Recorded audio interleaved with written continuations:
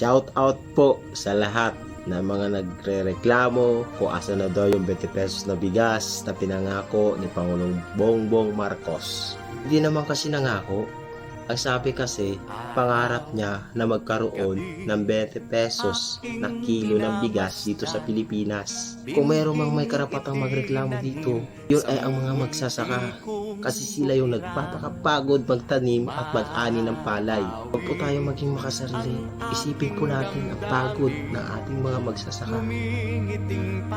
Kasi kung ibibenta ng mura yan, ibig sabihin, mura din ang bili sa kanila niyan. So ngayon, imbis na kumita sila, nasasayang lang yung pagod nila.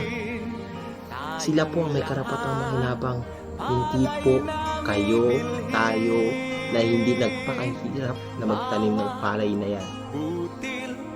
Kaya sana po, isipin naman po natin yung ating mga magsasaka na nagpapakapagod sa bukid. Kaya sana po huwag po tayong maging makasarili. Okay?